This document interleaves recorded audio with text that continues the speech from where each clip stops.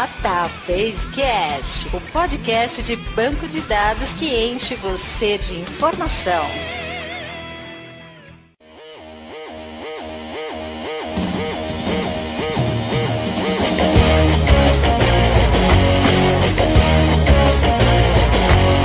Olá pessoal, meu nome é Mauro Piquiliani e por que será que todo mainframe tem que ser grande, com luzinha colorida piscando e custar uma fortuna? Oi gente, aqui é o Wagner Crivellini e hoje nós vamos falar sobre dinossauros da informática. Oi pessoal, aqui é Eduardo de Santi e para vocês que pensavam que mainframe era peça de museu, estão muito enganados. A gente tá aí e é pra ficar. Olá, aqui é o Thiago Gomes. Será que a gente tá nesse mundo real ou estamos na Matrix só na tela preta? Aqui é Thiago Gonçalves, mostrando que para ser DBA mainframe não precisa ser tiozão.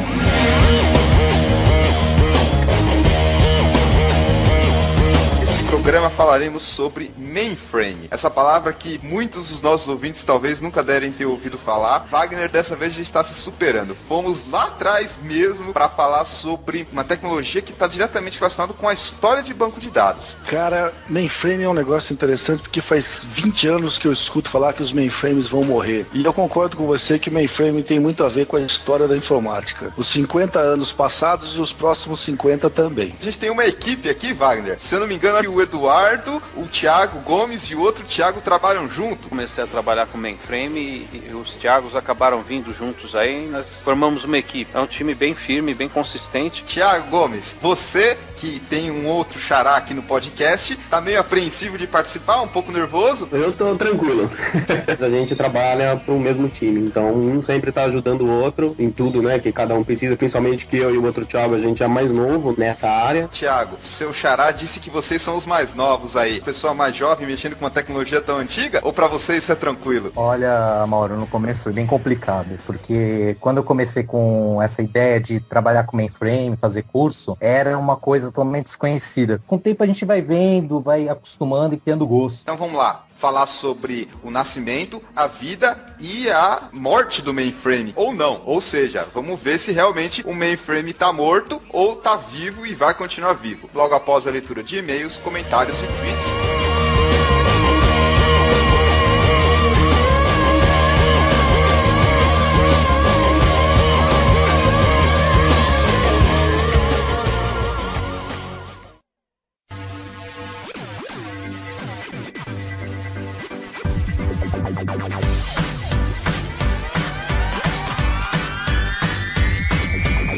Wagner, chegou a hora da nossa interatividade. Dessa vez a gente teve bastante comentários, tweets, e-mails e... Pois é, Wagner. Eles são em relação ao episódio número 19, onde a gente falou sobre otimização de instruções SQL com o nosso colega Fabiano Amorim. Você curtiu esse episódio, Wagner? Foi um podcast muito legal. Fabiano Amorim detonou aqui, mandou muito bem na nossa entrevista. Esse é um assunto que afeta todo mundo, igualmente DBAs e desenvolvedores. Foi um episódio bem interessante que atraiu bastante gente. Só que antes da gente começar a interatividade, queria comentar que eu estou recém-chegado da Campus Party, onde eu passei uma semana acampado no meio daquele monte de nerd, geek e pessoal de tudo quanto é tipo de tribo de tecnologia. Você leu alguma notícia? Ficou com vontade de participar? Eu li sobre o assunto, vi algumas novidades. E o interessante é que cada ano o pessoal tá falando mais na mídia comum sobre nós, os nerds. Só pra você ter uma ideia, os nossos amigos lá do We Are Geeks, eles se juntaram com o pessoal da Podosfera, Léo Lopes, Radiofobia e o pessoal do Jovem Nerd, e eles conseguiram montar um cubo geek. Jesus. Um cubo geek foi um cubo de vidro que eles conseguiram colocar no meio da arena só pra gravação de podcasts. Teve podcast do próprio Jovem Nerd, teve a gravação do We Are Geeks podcast, o Radiofobia, também o pessoal do podcast Na Calçada. Diversos podcasts conseguiram gravar lá enquanto estavam na Campus Party, aproveitando que estavam todo mundo se reunindo. Eu aproveitei e peguei muitos contatos, então os próximos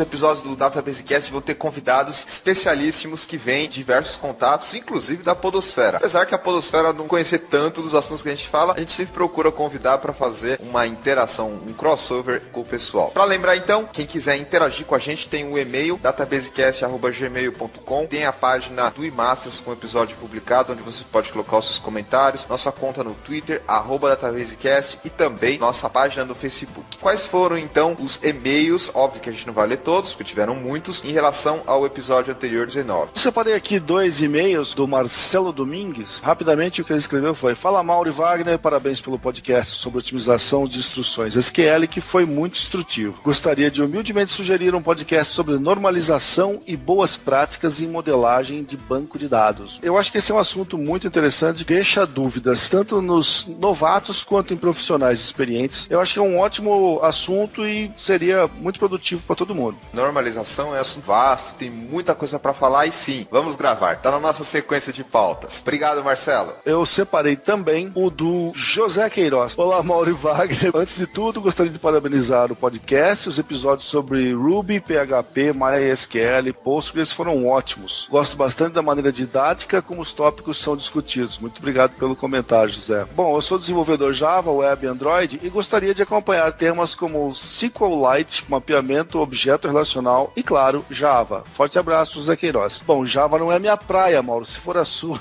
beleza, a gente pode ajudar. Mas o SQLite é um negócio que eu realmente queria aprender mais e convidar algum especialista para vir conversar com a gente sobre isso, Mauro. Obrigado aí pela sugestão de temas. Vamos falar também, Wagner, Java é um dos mais pedidos que a gente tem aqui da nossa série de podcasts sobre linguagem de programação e banco de dados. Quanto ao SQLite, vamos falar bastante desse banco. Outro que está na nossa sequência de pauta. Bom, Mauro, e sobre os tweets, o que você tem para falar? Tivemos várias menções, realmente a galera curtiu, gostou. Eu separei alguns aqui interessantes. Por exemplo, o @SilvioClipper, que também sempre comenta, ele escreveu assim: Piquiliani, eu copiei os episódios para um iPod, ouço no ônibus, às vezes morro de rir sozinho. O pessoal acha que eu estou ficando louco. Silvio, esse tipo de reação acontece bastante com os episódios mais engraçados. Não deixe de continuar ouvindo no ônibus, no carro, só cuidado se estiver dirigindo e dando risada, é complicado. Um outro tweet interessante que eu separei aqui foi @Decílio, outro que também sempre ajuda na divulgação. Ele escreve: excelente podcast sobre instrução SQL. Gostaria de mais podcasts ensinando esse tipo de processo. Hoje estou ouvindo o 19º episódio. Obrigado, Decílio. Não esqueça de ouvir todos os episódios anteriores. E vamos falar mais sobre otimização de instruções. Mais um comentário, @_Von. Ele colocou aqui: pessoal, de podcasts eu acompanho poucos. O Escriba Café, Café Brasil, Nerdcast, RapaduraCast, Roda e Avisa e agora o DatabaseCast. Obrigado aí pela audiência,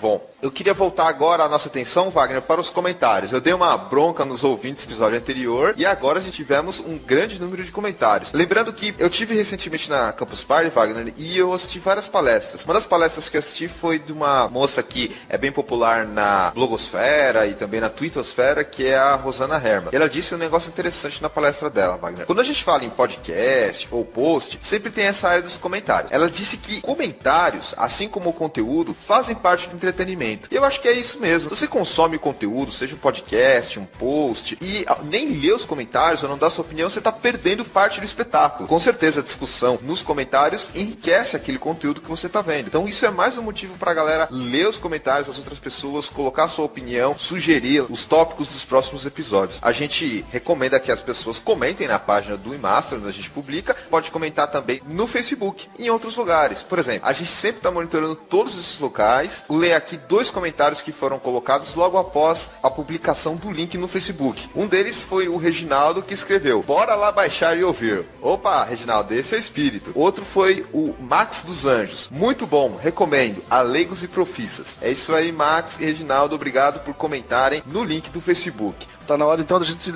ler alguns dos comentários da nossa página no iMasters. Eu vou resumir a 2 aqui. Primeiro, o Dionei Miodutsky, que eu me lembro que comentou recentemente também. Mais um excelente podcast. Coincidentemente, estou refatorando um sistema e trabalho na otimização de algumas queries. E esse podcast me deu algumas dicas úteis que ainda não havia pensado. Continuem com um ótimo trabalho. Um abraço. Obrigado, Dionei. E vou ler também da Mara, que apesar de ela estar elogiando também, tá? Quaisquer críticas, por favor, fiquem à vontade. Não há problema nenhum, a gente tá aqui para ouvir o que pode ser melhorado também. Mas a Mara escreveu: Mauro e Wagner sempre excelentes. Muito obrigado, Mara. O Fabiano Amorim impressionou também. Esse cara não é fraco não, né, Mara?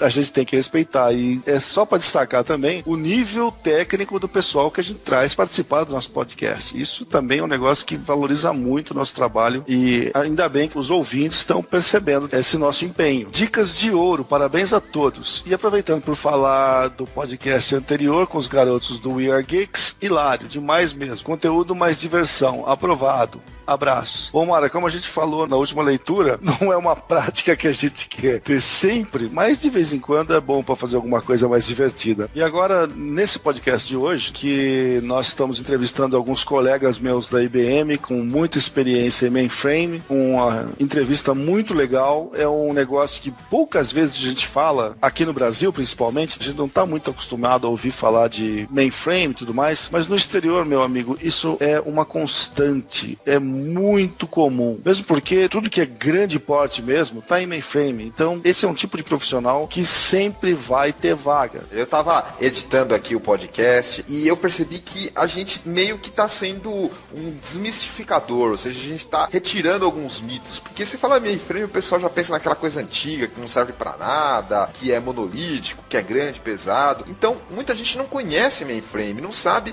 o que é isso, como ele é importante, para que ele serve, como a gente trabalha com ele. Sabe aquela placa de vídeo super potente e aquela memória maravilha que você tem no seu computador e aquele poder de processamento que você tem? Esse poder de processamento é brincadeira de criança. Agora vamos falar coisa pra gente grande. Vamos falar de mainframe. Serve aí para abrir os olhos da galera que não conhece nada sobre isso e tem muito preconceito, acha que não é por aí que a computação tá seguindo. Vamos esperar que depois que o pessoal ouvir o episódio de hoje, nunca mais falem aquela frase: "Ih, lá veio o tio usando o mainframe".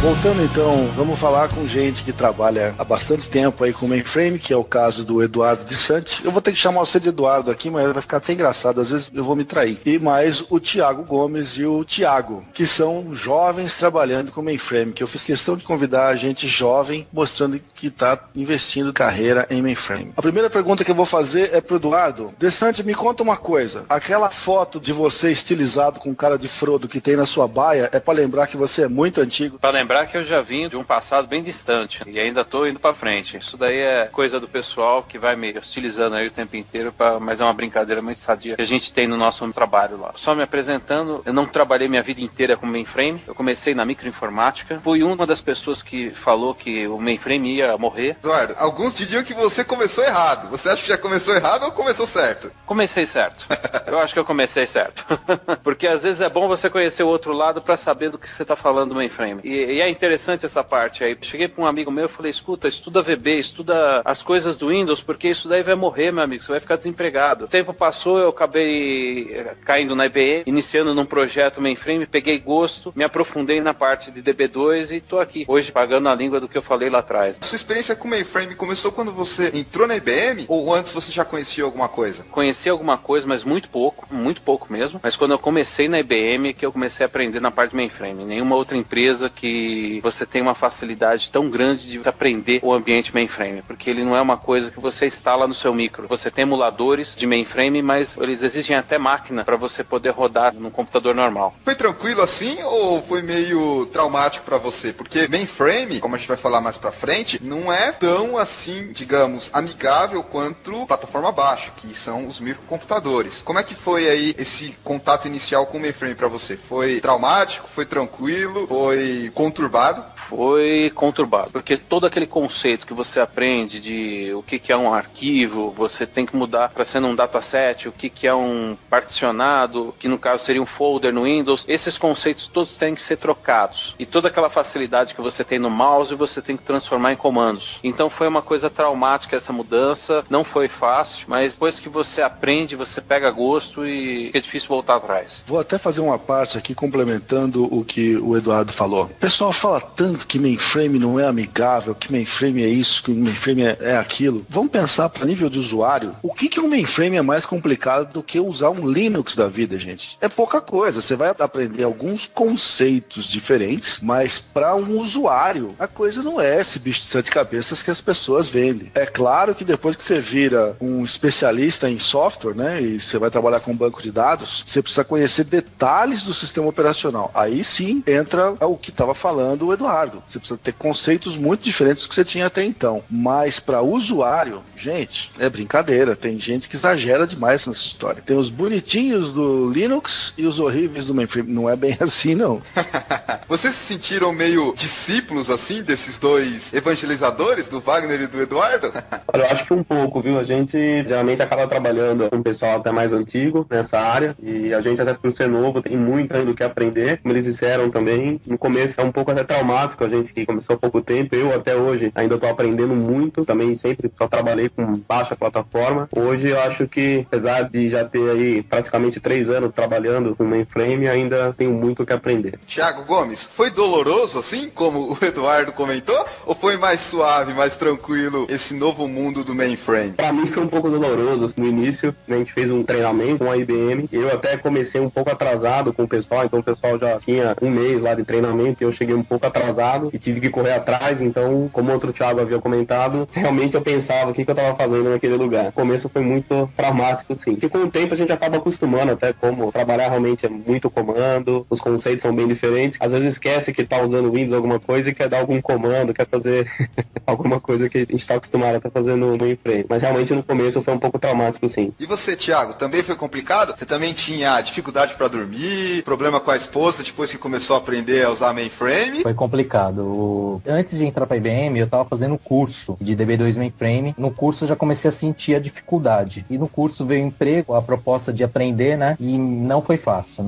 mesmo. Tive dificuldade. Tivemos um ótimo tutor na IBM. O cara foi sensacional. Todo dia lá ajudando a gente, ajudou a ficar muito mais amigável. Mas não foi fácil. Muita noite sem dormir. E até hoje sem dormir, né? Vira e mexe a gente pega um problemão aí, tem que quebrar a cabeça até não poder mais para tentar resolver. Tem muita coisa ficar na nossa mão e tem que se virar mesmo e ficar amigo do manual. Não tem jeito. Wagner, parece que nós detectamos um padrão aqui de dificuldade inicial, a famosa curva de aprendizado íngreme, quando a gente fala em termos de mainframe. Mas é interessante que você comentou, Thiago, que você chegou a fazer um curso de mainframe antes de entrar na IBM. Parece que não foi o caso nem do Eduardo, nem do Thiago Gomes, e nem de você, né, Wagner? Só você mesmo que aprendeu fora da IBM? Eu já tinha trabalhado na operação da IBM. Tive um contato realmente assim pequeno com o mainframe. Eu ficava com a parte de baixa plataforma, mas de vez em quando a gente tinha sempre que acabar aprendendo alguma coisa de mainframe para poder ajudar o pessoal. E realmente depois disso eu também acabei fazendo um curso também de DB2, também fora da IBM, e como o Thiago disse, depois que realmente surgiu essa oportunidade até do emprego para mexer com DB2 mesmo. Mas eu também havia feito um curso. Você, Wagner, também aprendeu alguma coisa de mainframe fora da IBM ou não? Cara, antes de eu entrar na IBM, eu tinha uma empresa que a gente trabalhava com sistema de BI, né? Quando eu ou meus funcionários, a gente se cruzava com alguma empresa e tinha que trabalhar com mainframe, a gente xingava tanto, cara, porque era uma caixa preta e ninguém deixava a gente mexer e realmente não sabia mexer em coisa nenhuma. A verdade é essa. Depois que eu entrei na IBM, que eu vi o outro lado. Já começou xingando, Wagner. Aí era postura pessoal que mexia com o mainframe e estava morrendo de medo, porque hoje se falava que mainframe ia morrer. Então os caras estavam morrendo de medo. E ainda vinham uns caras que nem nós, que ia fazer telinha bonita, que não existia em lugar nenhum, as aplicações de BI na época, ninguém conhecia. Nossa, os caras viam a gente com 7 pedras na mão, já chegava dando porrada, né? Mas depois que mudei para IBM e tive a oportunidade de começar a mexer com mainframe, não faz muito tempo, acho que faz uns 2 anos só, não entendo de mainframe como esses nossos 3 entrevistados conhecem, porque eu não sou especialista no DB2 mainframe. Eu trabalho também com DB2 mainframe, mas nunca trabalhei em produção. Mas, cara, não vejo nenhum tipo de problema, principalmente porque o software, banco de dados em si, funciona praticamente do mesmo jeito no num lugar ou no outro. É o mesmo software, vamos dizer. A gente administra de forma diferente. E aí que é o grande diferencial. Essa questão de aplicação do mainframe mesmo, é exclusivo de banco de dados, em particular com o DB2, ou vocês veem o mainframe sendo colocado em outras áreas atualmente? Eu sei que é óbvio que ele é um computador, não entra na categoria de supercomputador, porque isso tem a ver com processamento paralelo e outras aplicações, mas ele é um computador de alta plataforma, e queria que vocês falassem um pouco sobre as aplicações que ele tem, além do banco de dados, ou é só o banco de dados mesmo, e também, em particular, só o DB2? Tem muitas aplicações, o mainframe. Hoje ainda se programa em COBOL, em PL1. As grandes empresas financeiras, como bancos e seguradoras, utilizam muitos programas em COBOL, em PL1, em IMS. Ao contrário do que muita gente pensa, a Teleweb tem por trás o processamento de um mainframe, então ele tem muitas aplicações, inúmeras aplicações. Hoje em dia você tem o Z10, que é o último mainframe da IBM, que você consegue emular o Linux, ele tem lá as máquinas virtuais do Linux, que você consegue emular dentro do mainframe, você consegue inclusive usar o DB2 para Linux, para Unix, dentro do próprio mainframe. Então ele tem inúmeras aplicações e ele tem uma escalabilidade, uma performance muito alta. Isso que o Eduardo está falando é verdade. Hoje em dia no mainframe você vê inúmeras máquinas virtuais, rodando versões de Linux que o nome no mainframe é Z-Linux, né? E dentro dele roda normal, o DB2, e pode rodar qualquer outra coisa que seja permitida. Então não tem só exclusivo DB2, pode rodar o MS também no mainframe, entendeu? É outro banco de dados, e é bem por aí, é bem amplo, não é que fechado como a gente imagina. O mainframe hoje em dia serve para diversas aplicações. Hoje a gente não tem realmente só o DB2, e é por isso mesmo que a gente tá vendo que o frame hoje não tá morrendo, realmente ele tá voltando com tudo mesmo, porque a gente tem muitas aplicações que podem ser rodadas hoje no mainframe. Já que a gente tá falando do mundo do mainframe, vamos falar o que é que o mainframe tem. Para começar, eu queria que vocês falassem um pouquinho, mas bem rapidamente, sobre o hardware, porque afinal de contas a gente não tá falando de um computador desktop, nem num servidor Blade, a gente tá falando de um mainframe, que tem uma arquitetura de hardware diferente. Quem poderia falar um pouquinho sobre, talvez nem todas, mas sobre alguns detalhes técnicos do hardware do mainframe, para os nossos ouvintes que talvez nunca tenham ouvido falar, ou tenham curiosidade a respeito desses detalhes de hardware? O que muda, o que tem em termos de processador, de memória, enfim. Eu vou falar um pouco da parte de hardware, apesar de ser difícil para nós que somos DBAs falar da parte de hardware, porque o que acontece é que dentro do mundo mainframe a gente tem as tarefas muito bem divididas. Por exemplo, o pessoal que mexe com DB2 dentro do mainframe, você tem o DBA, que é aquele cara que mexe exclusivamente com dados dentro do DB2, um exemplo. Você tem o DB2 System Support, que cuida da instalação do DB2, da infraestrutura do DB2 dentro do mainframe. Você tem, por exemplo, o cara de DB2 Performance, que é o cara que vai cuidar da performance do DB2 dentro do mainframe. Tem algum problema de sistema operacional, de ZOS, eu vou acionar o time específico para cuidar disso daí, e cada um tem um conhecimento mais apurado. O que eu poderia falar dentro da parte de mainframe que eu conheço, posso me aprofundar, seria na parte de quantidade de processamento dentro do frame. A medição é diferente da parte de informática. O processamento é por milhões de informações por segundo, chamado MIPS. Os famosos MIPS. Em compensação, no desktop você tem os gigaflops.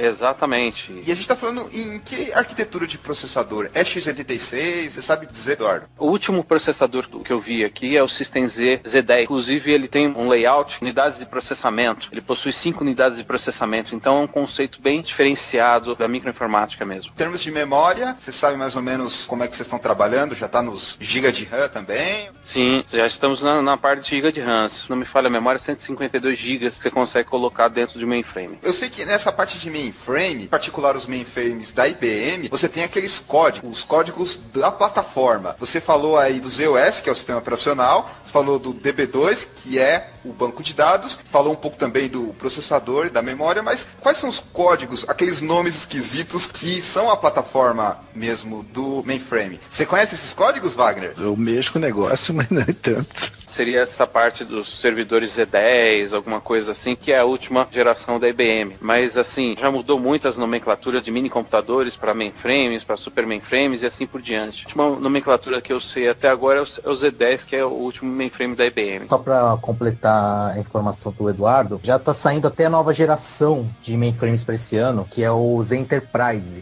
A capacidade dele é 256 GB de memória total. Ele é equipado com o processador Power 7, que vai ser o do... Vamos exemplificar, vai ser os novos processadores do PlayStation 4, o novo Xbox, entendeu? Que os processadores do videogame ou é equipado no mainframe, por curiosidade. Então a potência foi bem aumentada, então isso mostra que o mainframe vem evoluindo de hardware. E uma outra coisa que ninguém menciona, economia de energia. Foi comprovado que o mainframe é muito mais econômico de energia que uma rede inteira de computadores processando em conjunto, entendeu? É um outro conceito bem legal sobre mainframe na atualidade. Falou aí dos processadores, vale lembrar que o processador do PS3, que é o Cell, ele foi desenvolvido em parceria com a IBM. Se eu não me engano, acho que foi IBM, Sony e mais uma empresa. E, óbvio, que a IBM não ia deixar de utilizar essa tecnologia nos seus próprios mainframes. Próxima pergunta, eu queria que vocês falassem quais são as vantagens e desvantagens de ter um mainframe hoje. Eu sei que a maioria das aplicações sejam baseados em plataforma baixa, em particular com a linha de servidores, a E-Blade e tal, e por isso que eu queria tirar essa dúvida minha e também de muitos ouvintes. Qual que é a vantagem e a desvantagem de ter um mainframe hoje? Provavelmente tem alguma coisa a ver com volume, confiabilidade. Vamos fazer de conta que vocês são os vendedores da IBM e querem convencer o cliente das vantagens e desvantagens de ter um mainframe. O que vocês falariam? Eu diria o seguinte: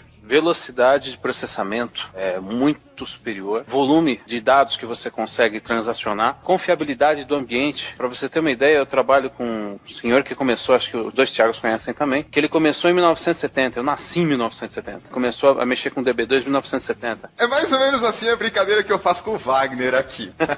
Eu não vou falar que o DeSantis é mais novo que eu.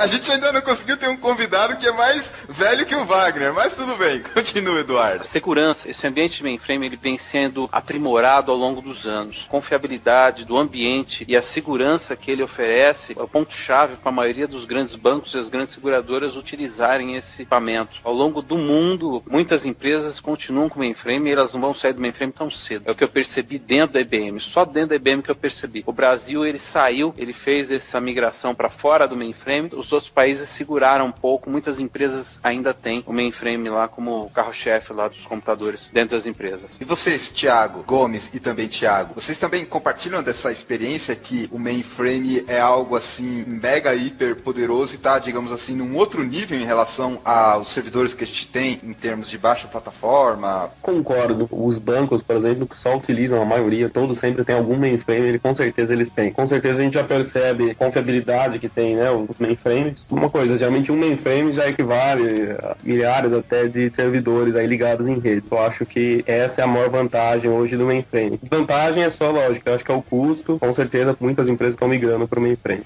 Em termos de vendors, de fornecedor de mainframe, Wagner, a gente tem a IBM, como você comentou, e quem mais? Quem mais está nesse mercado aí de fornecer mainframe? É só a IBM? Ela está sozinha ou tem concorrente? Eu lembro da Fujitsu, que eu acho que ainda está no mercado. Eduardo, o que você lembra aí? A HP, a Sun era um concorrente, mas parece que a IBM comprou. Não, foi a Oracle, comprou a Sun. Oracle, não, servidores da Sun, Dell também tem servidores mainframe, os que eu conheço mais concorrem diretamente aí com a IBM. E em termos de clientes que usam mainframe, geralmente o cliente ele compra um mainframe ou ele compra um serviço que tem por trás do mainframe? Como é que é essa relação? Porque, como a gente comentou, um mainframe não tem um preço barato. Vocês poderiam dizer como é que funciona essa parte de mercado? A maioria dos clientes acabam usando o mainframe e nem sabe disso, porque contratou o serviço, fez lá o outsourcing, ou realmente tem clientes que compram o mainframe e não sei se até a IBM tem esse tipo de serviço de ir lá no cliente para dar manutenção e suporte no mainframe do cliente? Pelo que eu sei, feito nos mainframes atualmente, eles cobram por processamento. O que é processado é cobrado do cliente. Então, por isso que eles cobram muito DBA, com consulta SQL, performance, das aplicações também performance, porque o tempo de processamento é cobrado por processamento. Mas como assim? Eles cobram por MIPS, por tempo, por memória? Eu não entendi como é quantificado.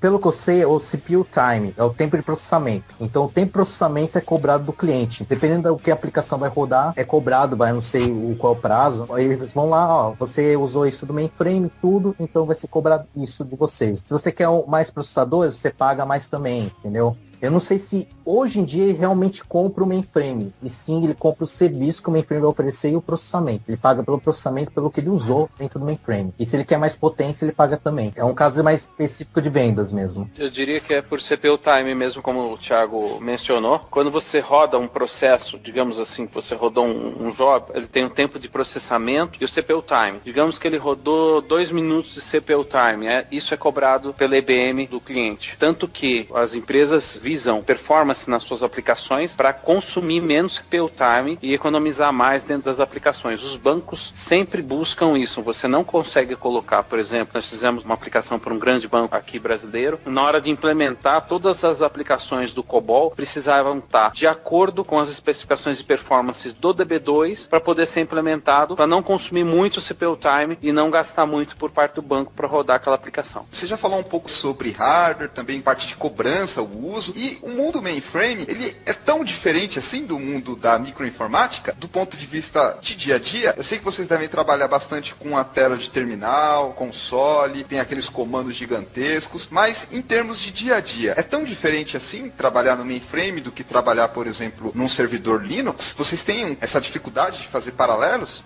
Eu acho que no dia a dia não é muito diferente, não. O sistema em si sendo diferente, eu acho que o dia a dia mesmo não é diferente. Eu pelo menos fico muito com o terminal, consoles aqui abertas, mas eu acho que comparando até com o Linux também, eu acho que não é tão diferente do dia a dia, não. Eu concordo com o Thiago, é questão de mudar um conceito só. A ideia é a mesma, vai trabalhar no terminal, assimila o conceito, que é diferente, e leva pro seu dia a dia. Fora isso, não tem muita diferença não, é questão de meter a cara e ir pegando as coisas.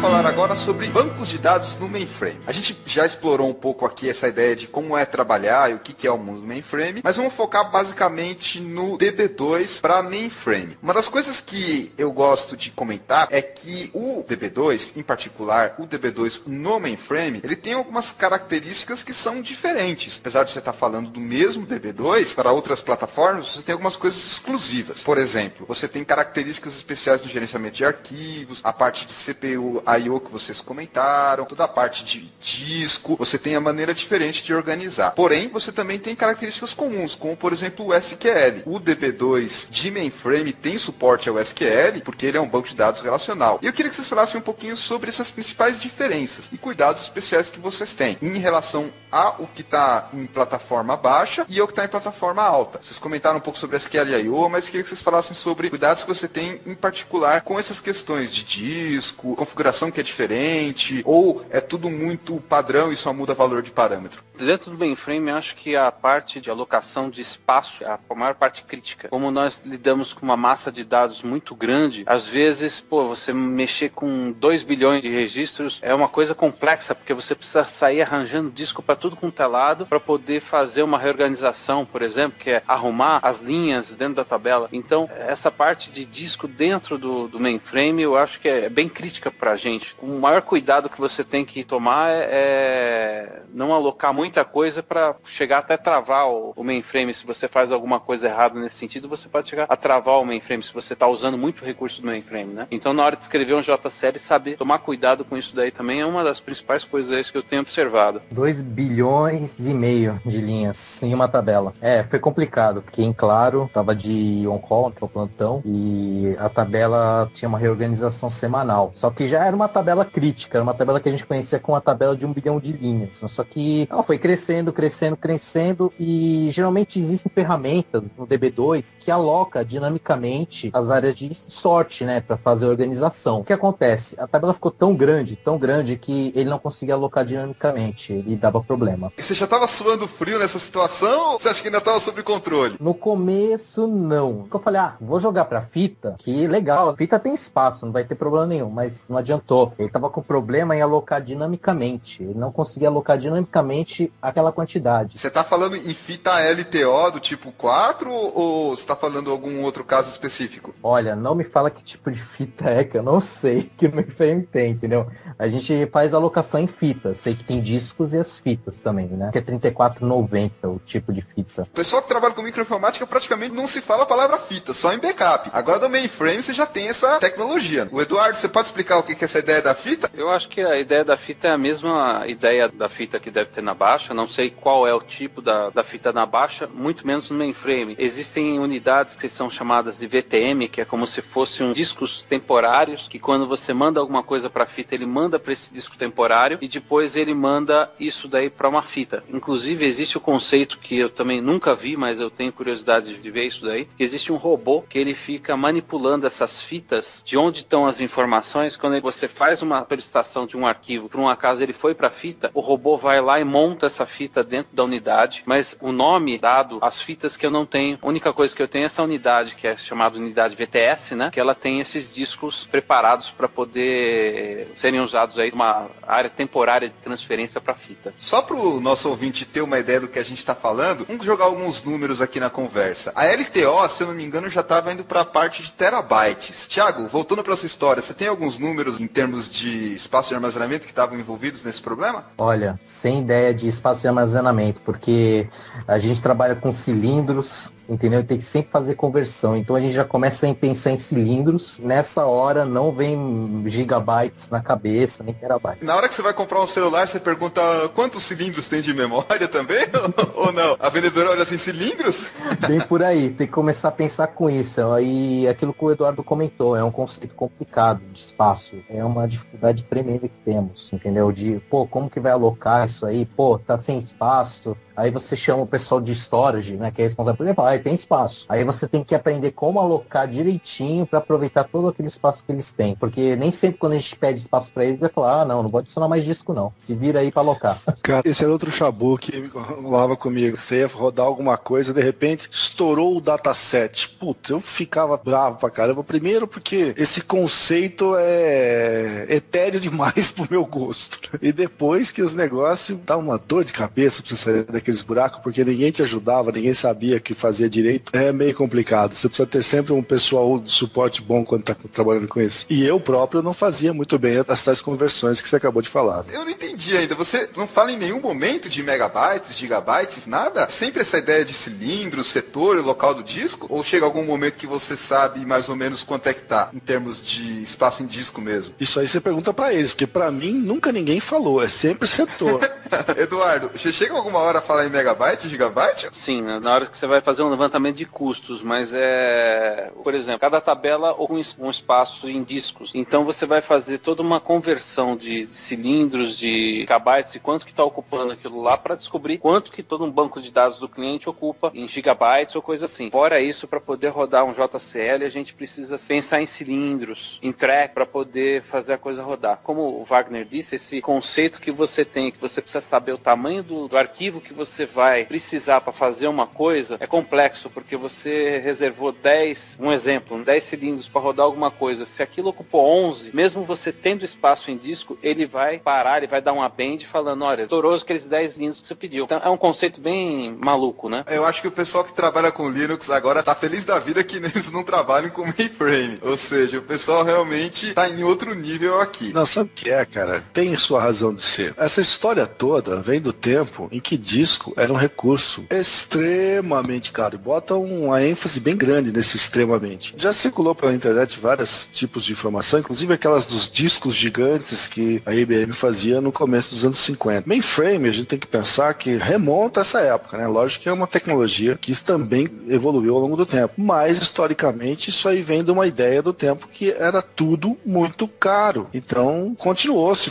tratando tudo da maneira como se fazia antigamente. Mas pela história, eu diria. Então vamos lá, Thiago, continua essa história. Você tentou fazer a alocação, não conseguiu alocar nem na fita. Isso, a alocação dinâmica falhava até em fita. Tem uma ferramenta de história de que você só especifica o que você quer e ele aloca dinamicamente. Não precisa colocar cilindro nem nada. Mas quem disse que adiantou? Teve que usar uma técnica antiga que hoje em dia dificilmente a gente se usa e fazer alocação manual para área de sorte. Eu tive que criar mais de 100 áreas de sorte. Eu coloquei bastante espaço no começo, aí falou que não tinha mais disco, aí dava uma bend. Aí eu ia lá, mudava a alocação, aí chegava lá em 2 bilhões de reorganização, dava pau. Aí voltava tudo do zero, aumenta a alocação um pouquinho, roda de novo. Aí 2 bilhões e 300, dava pau. Aí vai lá, aumenta mais um pouquinho. Não podia aumentar demais nem muito, até chegar numa alocação perfeita nas áreas de sorte que rodou o job depois de algumas horas. Sem contar que cada tentativa do Thiago eram 5 horas perdidas. Isso é verdade. Caramba, bem tentativa e erro mesmo, hein, Thiago? Você ficou meio que sem opção do que fazer ali. Eu tive que usar uma opção um pouco de legado, que antigamente o DB2 não tinha ferramentas para auxiliavam nessa área de alocação dinâmica. Tive que fazer um método antigo, entendeu? Ler manual, quebrar a cabeça com o manual é o teu melhor amigo, inimigo também, né? Quando você pensa assim, o manual vai me ajudar. Não te ajuda. Mas sem ele, você nem começa. O manual aí tem que estar em cima da mesa de vocês, junto com a caneca de café e o travesseirinho pra você tirar aquela cochilada. Sem o travesseirinho, se cochilar, perdi a tentativa. Caramba. E você, Thiago Gomes, também já passou por essas situações assim de ter que usar uma técnica antiga ou de ficar tentando até conseguir uma maneira que descobre o que tá acontecendo? Olha, graças a Deus ainda não peguei nada tão enrolado como o outro Thiago. Você sentiu a deixa aí, Eduardo. Amanhã você já pode mandar pro Thiago Gomes resolver. Eu tô anotando aqui. A maioria dos problemas geralmente a gente tem problema de espaço. Realmente não é fácil trabalhar com cilindros, como eles falaram, se você coloca pouco espaço, dá problema. E isso às vezes demanda um certo tempo aí pra gente conseguir acertar, estimar realmente o espaço. E até mesmo quando a gente vai criar, eu trabalho mais com parte de desenvolvimento, então quando você vai criar uma tabela, geralmente você já tem que verificar até às vezes com quem te pediu, né, pra fazer essa criação, se ele tem estimativa dos dados, se ele tem estimativa de crescimento daquela tabela, para você já poder colocar um espaço até razoável para não dar muito problema isso no futuro. O famoso capacity plan, Thiago Gomes, o pessoal faz bastante isso quando trabalha no mainframe? Olha, a gente acaba, às vezes, fazendo mesmo por causa disso, para evitar até problema futuro, porque se a gente criar uma tabela com pouco espaço e amanhã o pessoal resolver colocar em bilhões de linhas, com certeza vai dar problema, né? E aí a pessoa não consegue mais inserir dado e ela vai te chamar para resolver esse problema. A situação fica bem complicada. Como o Thiago falou, né? Você precisa tirar os dados de lá, precisa aumentar o espaço, e aí você tem problema até para tirar os dados, para você achar ali um jeito de fazer isso sem dar muito problema. Realmente, mexer com JCL não é muito fácil. Você comentou que trabalha mais com a parte de programação e criação de jobs com JCL. O Thiago falou um pouco mais sobre a parte de manipulação de arquivos. E eu queria saber, tá todo mundo mais ou menos na mesma, ou seja, aquele DBA mais voltado para programação ou mais para administração, talvez até associado com o pessoal da equipe de desenvolvimento? Como é que estão as tarefas de cada um de vocês? No caso do meu e do Thiago, a gente trabalha num pool de DBAs. Então nós somos em 7 DBAs que nós suportamos aí 38 contas. Então essas 38 contas, elas são os mais variados tipos de serviço. Então você tem desde suporte a desenvolvimento até performance, produção, você tem de tudo lá. Então assim, nós temos uma variedade de tarefas como DBAs muito grande, isso é bem enriquecedor para a profissão. E você, Thiago Gomes, você trabalha fora desse pool? Como é que funciona o seu trabalho no dia a dia? Trabalho mais com uma área interna também da IBM. Eu fico mais responsável pela parte de desenvolvimento, então tudo que geralmente chega ali novo, tem que criar e fazer testes, criar todos os jobs ali, por exemplo, para carregar a tabela, descarregar, fazer atualização, tudo geralmente que chega, então a gente acaba tendo que criar, então a gente começa a criar em teste até chegar na produção, né, e aí depois a gente acaba dando suporte nessa aplicação que a gente mesmo criou. Então tem algumas coisas mais simples, mas tem algumas coisas até internas da IBM que são alguns projetos grandes e que a gente hoje dá suporte para tudo isso. Eu fiz uma suposição e eu não sei se realmente está certo. O DB2, que a gente está falando em mainframe, como é que funciona a parte do cliente? O que o pessoal usa para acessar? Linguagem de programação tipo Java, C Sharp, ou coisas mais antigas como COBOL, Pascal? O que o pessoal está utilizando aí para acessar um mainframe? Um fato curioso do mainframe é que ele utiliza muito COBOL e PL1, porque geralmente são programas que são instalados no próprio mainframe onde está o banco de dados. Então, aquele negócio que você tem na baixa plataforma, quando você desenvolve uma aplicação que é o tráfego de rede, não existe dentro do mainframe, porque ele processa tudo lá dentro mesmo, sem precisar ter problema de comunicação, e é muito rápido. Então, o mainframe, nesse cenário que você comentou, é o servidor de banco de dados e o servidor de aplicação também. Exatamente. E o de aplicação também. Coisa flui muito rápido, né, lá dentro. Tanto quando eu saí da baixa plataforma, que eu tinha aquele conceito de fazer Store Procedure para tudo, no mainframe não tem isso daí. Os próprios programas em COBOL e PL1, às vezes são compilados como Store Procedures. Conceito totalmente diferente. Olha que interessante. E isso automático, suponho eu. Ou você precisa indicar que vai ser assim? Automático. Você compila o programa, ele já faz um bind do programa, né, indicando que ele vai utilizar aquele DB2 de uma forma muito mais rápida. E do lado do cliente fica o quê? Só um terminal burro que só acessa lá via rede tudo que está no mainframe, ou tem alguma coisa no lado do cliente, numa aplicação típica de mainframe? Hoje em dia você pega muito web do lado do cliente. E aí como é que funciona, por exemplo, o servidor web? Fica fora do mainframe ou fica dentro do mainframe também? Ele fica fora, só trafega mensagem de texto praticamente. Uma das aplicações que nós desenvolvemos fazia todo o processamento dentro do mainframe e devolvia para o servidor web só um texto com que ia ser preenchido a página. Você fazia a solicitação, ele processava tudo, trazia essa informação e jogava para a página web. Por que um cara faz isso? Nem preciso fazer a pergunta. Por favor, Eduardo, complementa a resposta para essa pergunta. Porque é muito mais rápido, né, Wagner? Não sei se esse é o ponto que você quer chegar. Claro, se tiver um volume muito grande de acesso, não tem comparação. É mainframe mesmo. Verdade. Inclusive para coisas tão recentes quanto websites. Você poderia dar uma ideia desse volume aí que o pessoal está falando? Porque já que a gente não tem essa quantificação no que diz respeito ao espaço em disco, a gente está falando do volume de quê? 1 milhão de usuários acessando? Ou você tem algum número mais quantificável do que a gente está falando? Vou citar aqui um exemplo de uma aplicação que nós temos, que ela cuida da garantia das peças da IBM do mundo inteiro. Então você tem clientes da IBM do mundo inteiro acessando a garantia das peças da própria IBM a todo instante. Pra você ter uma ideia, para eu fazer uma alteração numa tabela, eu demorei 2 horas para poder derrubar todo mundo, né, que estava acessando, para poder fazer um alter table, para depois subir todo mundo e um monte de gente no chat aguardando lá para poder colocar a aplicação no ar. E essas são 24/7 mesmo, porque a qualquer momento do dia ou da noite tem alguém acessando aquele banco de dados. 2 horas matando conexão, Eduardo? Todos os servidores desconectando do banco para poder fazer isso daí. Eu não sei quantificar a quantidade de servidores, mas era uma coisa muito grande que a gente ficou lá aguardando todo mundo poder desconectar os servidores para a gente poder atuar num simples alter table. Com certeza é um ambiente crítico. Já que a gente está falando dessas aplicações que rodam com o mainframe, além disso que a gente já comentou, existe o caso das aplicações financeiras. Suponho eu que as aplicações financeiras seriam, digamos assim, o cliente principal de um mainframe. Talvez até usando um RP do tipo SAP ou algo nesse sentido. É assim mesmo, Eduardo? Ou eu estou completamente enganado? Ou seja, já existem RPs que tem aquela chamada venda quase casada? Você compra o RP e aí você tem que ter um mainframe? Ou vocês não sabem nada sobre isso? Ou não podem falar? Os três, né?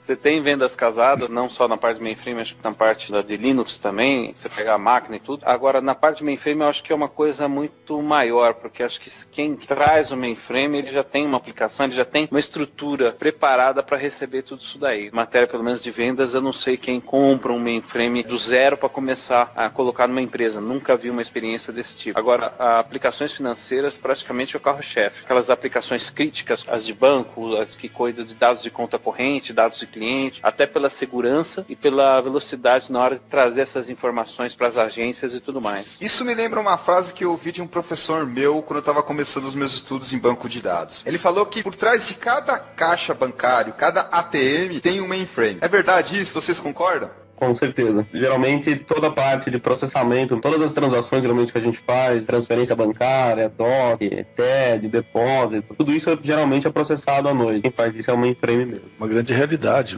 Grande parte do que se faz em banco até hoje é mainframe e vai continuar sendo. Falando em empresas, talvez uma que me surpreendeu, que eu não sabia, é a Casas Bahia, que até hoje tem mainframe como carro-chefe também. Nas suas aplicações financeiras de financiamento dentro das lojas, uma coisa que peguei assim fora do bancos e seguradoras, foi uma das empresas assim que eu peguei, que eu falei atípica, que usa mainframe nos dias de hoje. Queria que cada um de vocês falasse o seguinte: banco de dados no mainframe. Esse tipo de afirmação está cada vez mais comum ou está cada vez mais incomum? Porque afinal de contas, hoje em dia a gente tem diversos produtos, tanto na parte de SQL como no SQL, arquivo texto e outros formatos, principalmente impulsionados com a web. Vocês conseguem enxergar assim o mercado de banco de dados em mainframe crescendo ou estável ou talvez até em declínio? A tendência, na minha visão, é que vai crescer. Sabe por quê? Porque a gente está muito acelerado o processo de coleta de informações que são importantes para processos decisórios. Então, por exemplo, coletar todo tipo de atividade que se tem num terminal de caixa de supermercado para que se possa depois analisar comportamento de cliente, coisa do gênero. Não tem ninguém que faz esse tipo de coisa mais rápido do que mainframe até hoje. Então, está crescendo. Não tem jeito. Para coisas de menor porte, mais próximo do que a gente conhece, lógico que vai sempre existir mercado para máquinas RISC,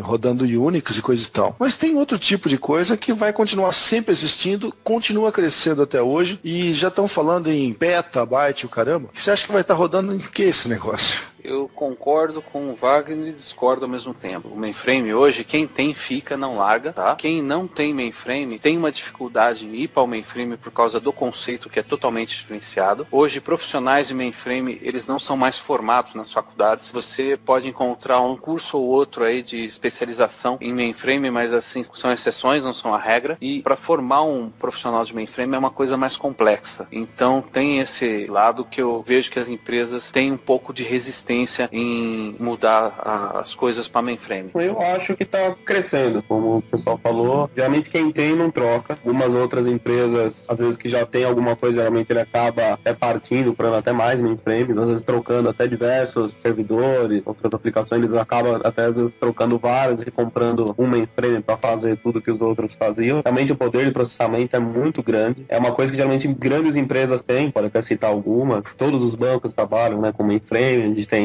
Embraer, grandes aí da televisão também tem mainframes, se eu não me engano, acho que a Magazine Luiza também tem. Então, todas as empresas grandes, geralmente de um alto poder de processamento, todas trabalham com mainframe. Não sei se vocês conhecem essa história, mas eu quando estava trabalhando numa consultoria de uma empresa de ERP, e eu conversando com um analista lá, o gerente de projeto, ele me contou uma história muito interessante, que eles foram fazer aquela famosa visita técnica para ver se substitui o mainframe. Vocês já devem ouvir muito disso, né, Eduardo? Gente que chega lá com uma solução para substituir o mainframe. E aí ele falou para mim, vamos lá, a gente tem aqui, baixa a plataforma e tal. O pessoal, no caso da Embraer, que o Thiago comentou que usa mainframe, falou o seguinte, olha só, tá vendo esse avião aqui? Um dos aviões que a Embraer trabalha, e ele falou assim, tá vendo esse avião aqui? Olha na asa. Tá vendo na asa? Tem 300 parafusos na asa, e cada um menor que o outro. O seu sistema consegue identificar cada um desses parafusos, cada fio, cada luzinha, cada componente da aeronave? Aí o cara falou, não, veja bem, porque se você for pensar em termos de um avião, quantos milhares de peças tem lá? E tudo isso precisa ser cadastrado, tudo isso precisa ser pesquisado. E o pessoal lá ficou meio assim. Não sabia se dizia que atende, dizia que não atende, porque a gente está falando de um volume completamente diferente do que a gente pensa. Um avião tem, sei lá, 2 bilhões de peças ou alguma coisa assim. Porque cada parafusinho da aeronave, cada fio, cada parte, cada fusível, cada pedacinho é um produto. Tem lá o que os americanos chamam de SKU, que é o código identificador da peça. Às vezes o item é tão pequeno, por exemplo, um determinado parafuso lá, que era milímetros de tamanho, tinha lá o seu código. Então, você vê que realmente é uma outra arquitetura, uma outra solução para você trabalhar, porque são coisas assim realmente volumosas e muito grandes, diria eu que muitos sistemas não atendem. Você faz uma cotação aí de qual RP do mercado consegue abrir uma folha de pedidos com 2 bilhões de itens. Não é uma coisa muito comum, não é, Eduardo? Você já passou por isso? De gente que chega com solução para o seu cliente e fala, olha, vamos trocar o seu mainframe por isso, se depara com esse tipo de necessidade? Cheguei a pegar ainda uma situação dessa daí, mas o que colocado pela Embraer foi bem colocado. Realmente, o fato de se trocar um sistema, como aconteceu no passado, muitas empresas fizeram downsize, muitas delas se arrependeram e voltaram até para o mainframe algumas delas. Tem muito disso daí de tentar vender, mas quem está no mainframe dificilmente sai. É uma estrutura muito sólida. Digamos assim que eles têm um fã-clube fiel, mais até que fãs de Apple, Senhor dos Anéis e outras coisas? Perfeitamente, muito bem colocado. Wagner, o que você responde para esse pessoal que vem com solução mágica para trocar o seu mainframe? Você trata eles como se eles forem tirar o seu trabalho? Eu acho que não. Eu acho que qualquer coisa que mostre uma possibilidade de economizar custo numa empresa tem que ser visualizada. A questão que tem que se lembrar é a seguinte: mainframe não é coisa para pequeno porte. Se o cara está usando mainframe na sua aplicação, é porque é coisa séria, é grande, e para oferecer uma solução economicamente viável que substitua isso, você tem que saber do que você está falando. Não é qualquer maquininha cluster aí que vai competir com um mainframe num custo interessante. O que pode acontecer é você ter uma aplicação que não é tão grande assim e uma maquininha cluster resolve. Mas mainframe é coisa pra gente grande. Eu acho que é por aí mesmo. Geralmente é pra gente grande mesmo. Não adianta uma padaria querer colocar um mainframe lá pra poder cuidar do sistema dela, que realmente vai sair muito caro pra ela e com certeza não é esse o cliente pra mainframe. Por isso que são empresas muito grandes e que precisam de um alto volume de processamento. Para isso mesmo que a gente tem o mainframe. Queria deixar claro que esse é um ponto importante. O mainframe, ele tem o público-alvo dele. Como a gente citou, são empresas grandes, corporações com muitos dados, volumes gigantescos, que às vezes não concorre com o que a gente está acostumado, ou o que a gente mais ouve falar, Oracle, SQL Server. Então, é importante ter isso. Não é que ele não atende, ou não é que ele não é ideal para isso. É que não é o público-alvo dele. Não é para isso que ele foi feito. É importante ter essa consciência quando a gente fala em mainframe, em particular banco de dados no mainframe.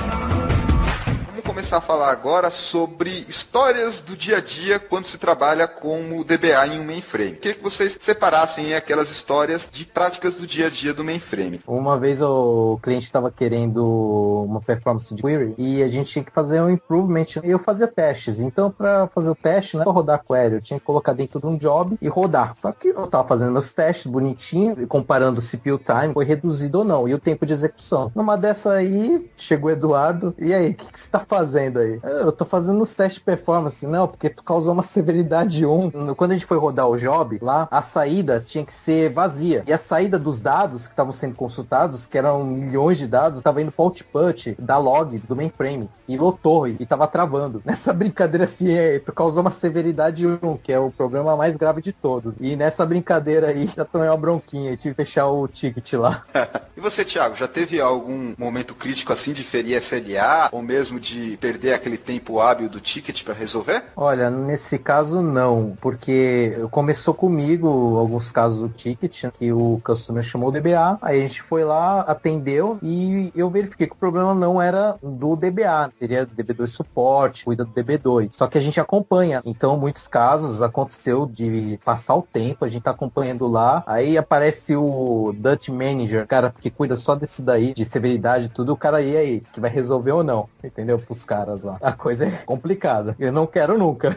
Já começa aquela pressão. Quando você vê que tá estourando o tempo no ticket, mesmo que não esteja na sua mão, você fala, tá começando a esquentar. Isso vai ser bom. Não é assim? Mais ou menos. Tu começa com um multichat simples, com 5 pessoas. Quando você vê que a coisa tá feia, já tá em 30 pessoas lá. E o Dutch Manager, e aí, vai resolver ou não? Eu sei que nessa hora o Eduardo já deve começar a olhar assim pros remedinhos de controlar a pressão, começar a procurar o calmante, porque vai ser complicada quando você tem os tickets que chegam nesse nível. É quando a bomba estoura.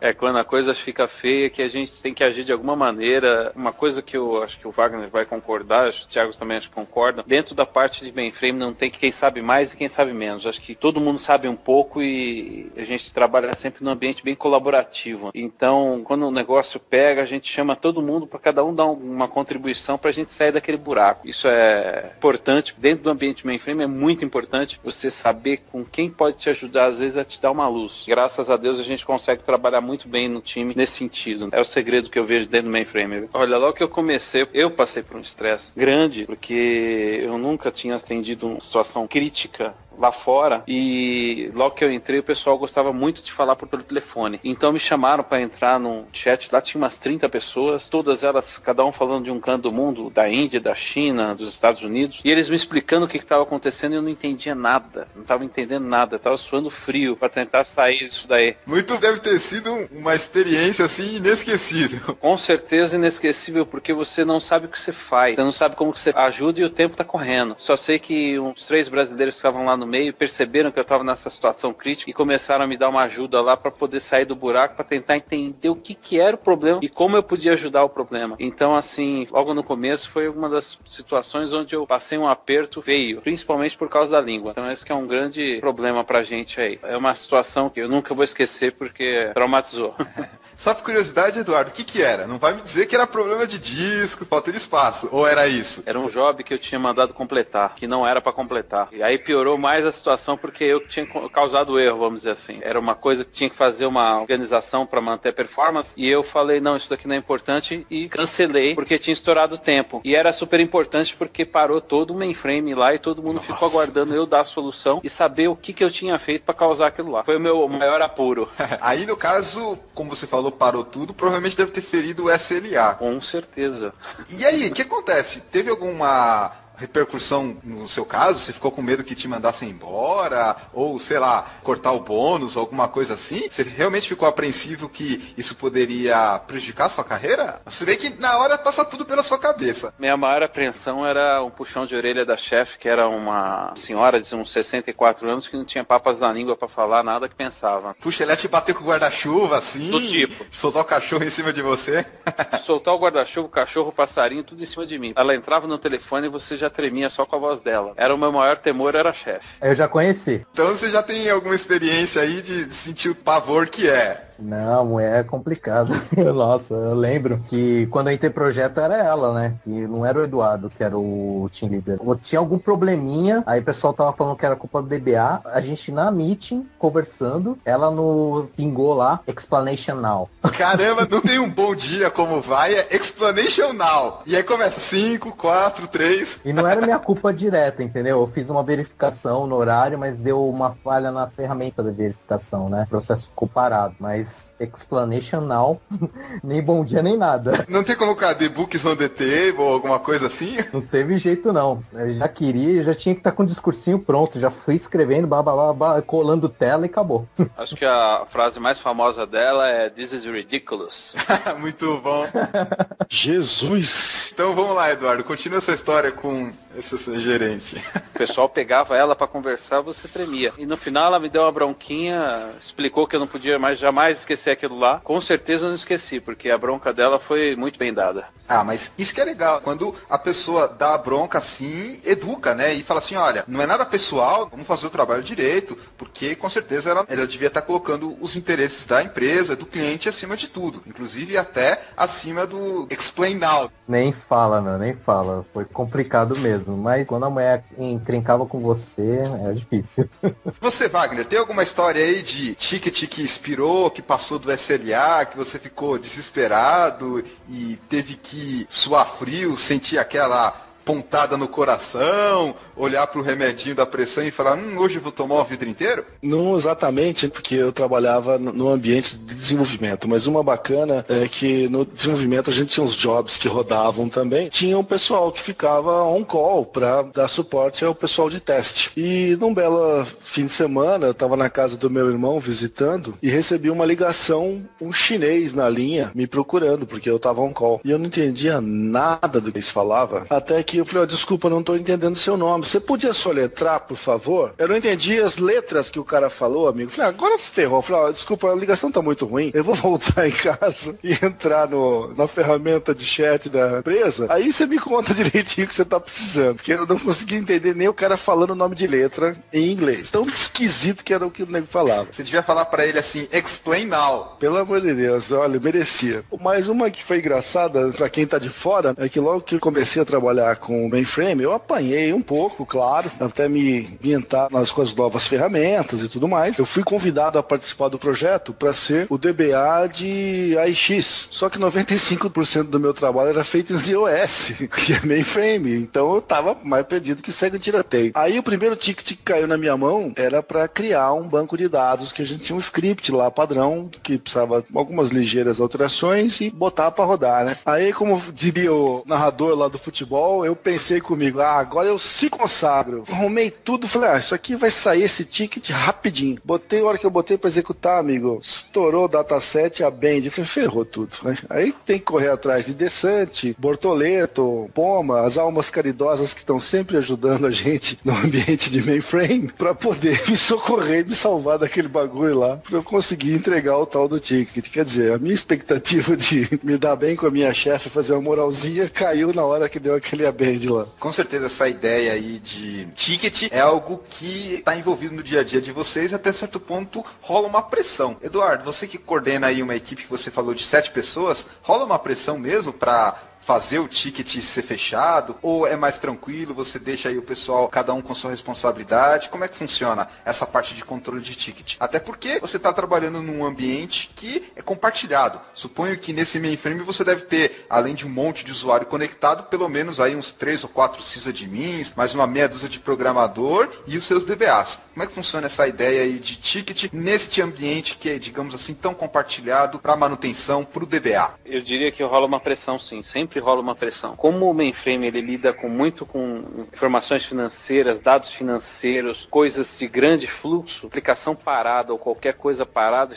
geralmente é muito prejuízo. Então nós tivemos situações onde o pessoal já abriu o ticket falando, olha, nós estamos com um porto que entrega mercadorias lá na Turquia parado, gerando tantos milhões de prejuízo enquanto esse negócio não for arrumado. Então eu sempre pressiono todo mundo a resolver os problemas antes que chegue numa situação dessa, devido a esse nível de pressão que as aplicações financeiras geram aí dentro do mainframe. Caramba, que pressão, hein? Isso me lembra uma história de um colega que trabalhava com mainframe. Ele ia prestar consultoria na empresa que utilizava mainframe remoto. E para chegar na empresa, ele achou um trânsito desgraçado. Ele sempre ia lá e nunca tinha aquele trânsito grande. Aqui em São Paulo a gente está acostumado no trânsito. Esse dia, especialmente, tinha um trânsito muito grande, muito caminhão, assim, no caminho da empresa. Aí ele chegou lá na empresa, depois de 1h30 de atraso, cumprimentou o pessoal da área técnica e começou a resolver o problema. E até, por curiosidade, perguntou, por que tá esse monte de caminhão parado aí, trânsito na cidade de São Paulo, entupiu as vias principais? Ele falou, tá vendo esse monte de caminhão? Eles não conseguem emitir a nota fiscal por causa do sistema que deu um problema no banco de dados. Então, você vê que a pressão estava envolvendo níveis do tipo para o trânsito que para a cidade, que fica tudo um caos. Por quê? Porque deu um problema no banco de dados, no mainframe, que explodia na aplicação, que não imprimia a nota, que não conseguia liberar os caminhões. Então, a pressão, se você for pensar bem, realmente é algo que pode dar prejuízo até para a cidade, dependendo do nível. Exatamente. Esse caso específico, a minha chefe chegou para mim e falou assim, depois que tudo passou, olha, você prepara uma carta, eu não quero saber de erro humano, explicando o que aconteceu, eu vou refinar a sua carta, passar para o meu chefe, que vai preparar a carta para o vice-presidente de tecnologia da IBM. Os níveis são sempre muito altos, o prejuízo é sempre muito pesado, e quando envolve alguma coisa de mainframe, ou seja, erros, em alguns casos, implicam em demissões. Quando ela falou assim, prepara uma carta, você pensou que era prepara uma carta de demissão? Já estava preparando a minha, já. Já tinha o modelinho pronto ali. Já tinha o modelinho pronto, já estava mandando e-mail quando ela falou, não, é sobre o problema e não é erro humano. Falei, Thiago Gomes e Thiago, vocês têm a cartinha de demissão pronta ou vocês não têm essa contingência? Eu tenho a minha já. Já sempre fica esperando, né? Quando a gente sabe que fez alguma besteira, a gente já fica esperando mesmo que a gente vai precisar usar a cartinha.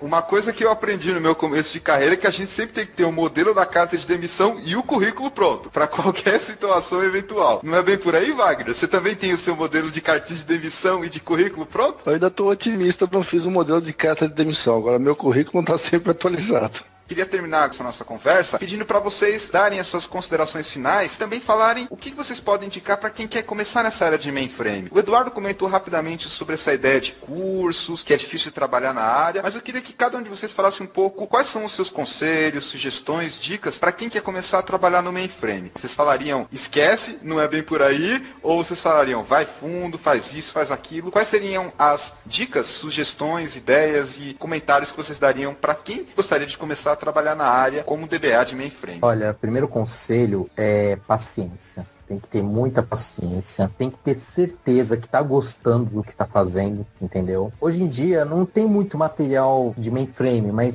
sempre dá uma pesquisadinha, tentar ver onde pode fazer algum curso, alguma coisa. Eu mesmo tive a oportunidade de fazer um curso, e foi gratuito, de DB2 mainframe, antes de entrar na IBM. Foi uma área que sempre tive interesse, é uma área que não é fácil, você não encontra em qualquer lugar alguma coisa que ensine. E quando apareceu simplesmente esse curso, eu caí dentro, vi, é isso que eu quero. Mesmo que no começo eu tenha relutado, é isso que eu quero. Sempre ler bastante coisa, não se focar só no DB2. Mainframe e outras coisas, tem que ter um pouco de tudo, entender o ambiente, respeitar todas essas coisas. É a primeira coisa que eu digo pra pessoa. Ler bastante, se informar, praticar bem inglês, porque grande parte das coisas são tudo em inglês. Não vai encontrar em português, não vai encontrar praticamente nada. Se fortalecer bastante em estudo. É o que eu digo para se você quiser começar. E se tiver a oportunidade de um treinamento, cair dentro, mesmo no treinamento, e continuar lendo do lado. Pode passar a dica para os nossos ouvintes? Onde é que você fez esse curso gratuito? Como é que o pessoal que estiver interessado pode correr atrás disso? Olha, na época, eles estavam divulgando, era a Oficina do Futuro, fica lá na Unicamp. Estavam fazendo a propaganda entre as FATECs. E calhou de um amigo meu mandar pra mim, que legal, entendeu? DB2 AX, DB2 Mainframe, tô dando curso de graça. Eu falei, vou me inscrever. Aí quando eu cheguei no dia lá, mas em Campinas nem vou, né? Sou de Santos. Aí nessa brincadeira eu falei, não, eu vou. É gratuito, sempre quis fazer, era todo sábado. E eu fui, comecei a ter um processo seletivo antes, exigia um inglês, exigia também um pouco de experiência com SQL. Então, a Oficina do Futuro, geralmente, pelo que eu vejo, eles fazem muito cursos remotos agora, de JCL, COBOL, tudo. Pode estar procurando alguma coisa. Tem um newsletter que sempre manda alguma notícia sobre curso, essas coisas. Thiago Gomes, queria perguntar para você, então, quais são as dicas que você fornece para quem está querendo começar a estudar mainframe, para quem quer começar nessa área e não tem que passar por tanta dificuldade como você passou, já que você disse pra gente que foi bem atribulado o seu começo com o mainframe. Primeira coisa, geralmente, tem que ter inglês. Inglês, acho que é até a base para começar, porque você realmente, como o outro Thiago falou, você não vai conseguir nada em português. Os manuais também são todos em inglês, você acaba tendo que falar com muito pessoal de fora do país. Inglês pelo menos é o mínimo que você tem que ter. Outra coisa, assim, eu acabei fazendo um curso até por fora da IBM, pelo menos para conseguir entrar. Tinha feito um curso de desenvolvimento mainframe, então foi onde eu vi COBOL, PL1, eu vi alguma coisa da linguagem. E eu também não tinha muita experiência em banco de dados, eu só tinha trabalhado até uma época que era com Oracle, mas só mesmo fazia alguma coisinha em banco, só algum select, só coisa realmente pequena. No começo mesmo, no meu caso, foi mais o curso, depois realmente muito estudo e muito empenho e correr atrás do que eu precisava. Mesmo a gente sendo novo, assim, o bom é que pelo menos todo o time sempre está aberto para poder ajudar a gente. Mas o que eu falo mesmo, o pessoal quer entrar nessa área, é isso, a pessoa tem que estudar, correr atrás, se é isso mesmo que ela quer, porque fácil não é, mas depois que a pessoa começa a trabalhar, ela vê que não é tão complicado assim, todo mundo tem contato com o outro, todo mundo se ajuda, é muito bacana essa área. Eduardo, que recomendação você daria para quem quer começar a trabalhar na área? Quais são os recursos? O que a pessoa deve procurar para ter um DBA de mainframe? Não sei se você vai dizer que a pessoa vai digitar até cair a unha e fazer bolha no dedo, que ela vai gastar uns 2, 3 teclados. O que você dá de recomendação para quem quer começar na área de DBA com mainframe, Eduardo? Tenho aí algumas recomendações. Primeiro, o Instituto Eldorado com a Oficina do Futuro aqui em Campinas é um excelente caminho. Vira e mexe, a IBM está promovendo cursos para poder preencher vagas que têm deficiência em mainframe. Então, hoje em dia, as empresas elas acabam promovendo cursos para treinar pessoal para atender a sua demanda. Parece que isso acontece com o Bradesco, parece que a Fundação Bradesco também promove cursos de mainframe para tentar atender a grande demanda que eles têm lá de profissionais na área de mainframe. Como o Wagner colocou, que eu achei que foi muito bem colocado e foi assim que eu pensei, como não temos profissionais mainframe sendo formados, foi brecha que eu achei para estudar uma única vez e consolidar o meu conhecimento. Ao longo da minha carreira eu aprendi Visual Basic, eu aprendi SQL Server, C Sharp,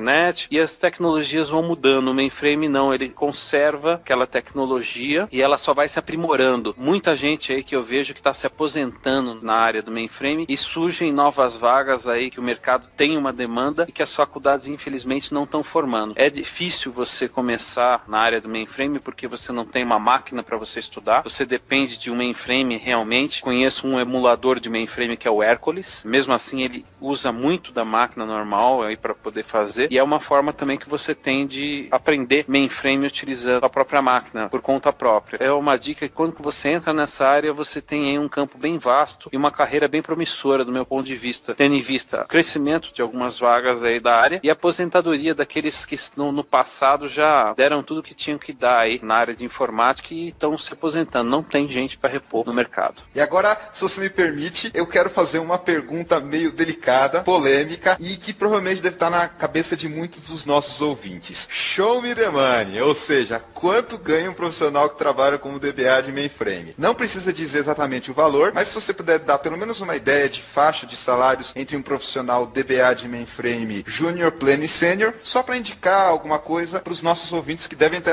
com essa dúvida. Ou seja, mais ou menos quanto que está a remuneração aí para um profissional que trabalha como DBA no mainframe em nível júnior, pleno e sênior. Só uma ideia, uma estimativa talvez entre intervalos. Eu sei que é meio complicado, Eduardo, mas é uma coisa que muita gente tem dúvida.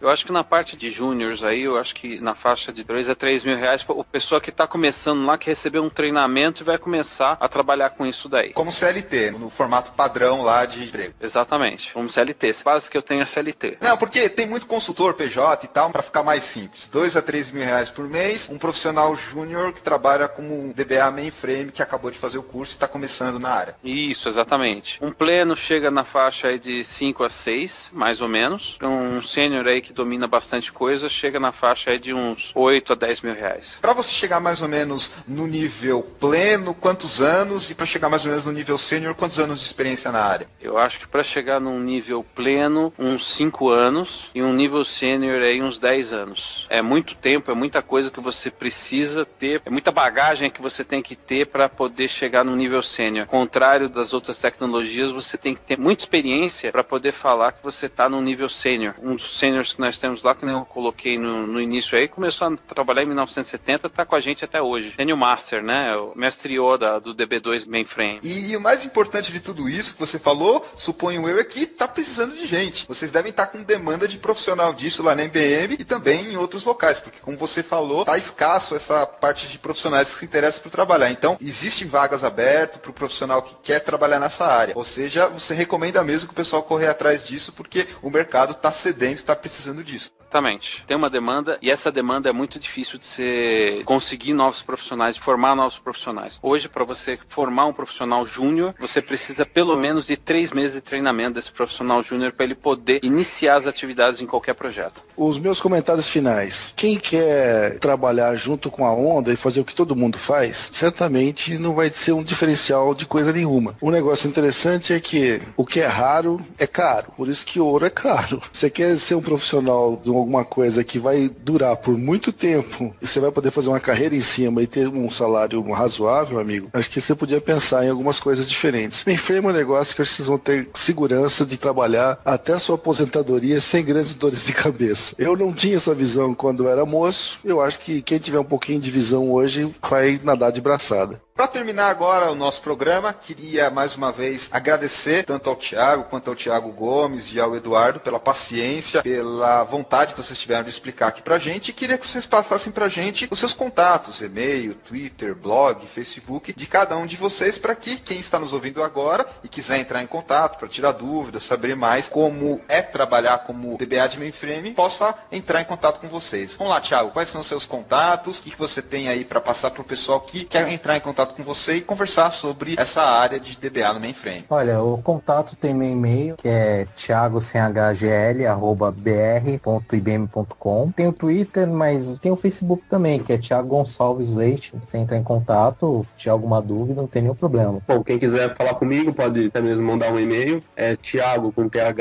ag@br.ibm.com. Facebook também, quem quiser me procurar é Thiago Gomes. Meu e-mail é esante@br.ibm.com e o meu contato no Facebook é Eduardo de Sante. E aí quem quiser tirar alguma dúvida, conversar ou até pedir alguma dica, pode entrar em contato aí que eu vou tentar ajudar na medida possível. Mais uma vez, obrigado, Eduardo, Thiago Gomes e Thiago, pela essa conversa que a gente teve. Achei que foi bem proveitosa. Todos os nossos ouvintes aí também talvez tenham se interessado por esse assunto de DBA no mainframe. E com isso a gente termina mais um episódio do Database Cast, onde a gente falou sobre DBA no mainframe. Falamos sobre DB2 e vários outros assuntos. É isso aí, pessoal. Um grande abraço e até o próximo programa.